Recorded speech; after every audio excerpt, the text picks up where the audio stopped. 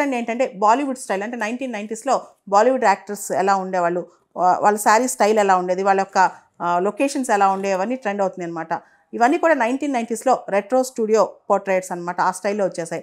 దాంతోపాటు చాలామంది వాళ్ళ పెట్స్ ఎత్తుకున్నట్టు ఫోటో దిగటం, లేదా క్లోత్స్ అవుట్ఫిట్స్ మార్చి ఉన్న ఫొటోస్, రకరకాల బ్యాక్గ్రౌండ్స్ ఉన్న ఫొటోస్, ఇవన్నీ కూడా నానో బనానా రూపంలో వస్తున్నాయి అనమాట. అయితే దీనిలో ప్రైవసీ కన్సర్న్స్ కూడా చాలా ఉన్నాయి. ఒక అమ్మాయి రీసెంట్గా ఒక మాట షేర్ చేసిందనమాట. తను ఇచ్చిన ప్రాంప్ట్ ఫోటోకి బయటకు వచ్చిన ప్రోడక్ట్కి చాలా డిఫరెంట్గా ఉంది. తన చేతి మీద ఒరిజినల్గా తను ఇచ్చిన ఫోటోగ్రాఫ్లో ప్రాంప్ట్లో పుట్టుమచ్చలేదు, కానీ దానిలో ఉన్నట్టు కనిపించింది. అంటే ఇక్కడ గూగుల్ మనం ఏదైతే ఫోటో యాడ్ చేస్తామో దాంతో మన ఇమేజ్ని గూగుల్ తీసుకుని ఆ ఏఐ టూల్ కంప్లీట్గా మనదంతా రకరకాల ఫొటోస్, మన సోషల్ మీడియాలో దొరికే ఫొటోస్ అన్నీ కూడా సర్చ్ చేసి ఒక బెస్ట్ ఇమేజ్ని బయటకు తీసుకొస్తుంది అనమాట.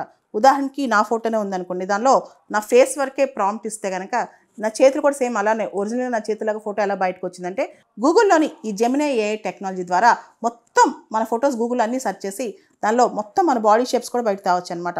మన ఫింగర్స్ ఎలా ఉంటాయి, కళ్ళు ఎలా ఉంటాయి, కాళ్ళు ఎలా ఉంటాయి, అన్నీ కూడా. సో అంతటి సెర్చ్ టూల్ అనమాట, అంతటి స్ట్రాంగ్ సెర్చ్ ఏఐ టూల్ అనమాట ఇది. కాబట్టి the best photo editing technology nano banana technology ఇప్పుడు బాగా ట్రెండ్ అవుతుంది ప్రపంచవ్యాప్తంగా. భవిష్యత్తులో ఇలాంటి ఏఐ టూల్స్ మిస్యూజ్ అయ్యే ప్రమాదం ఉంది. చాలా ప్రైవసీ కన్సర్న్స్ వచ్చే ప్రమాదం కూడా ఉంది.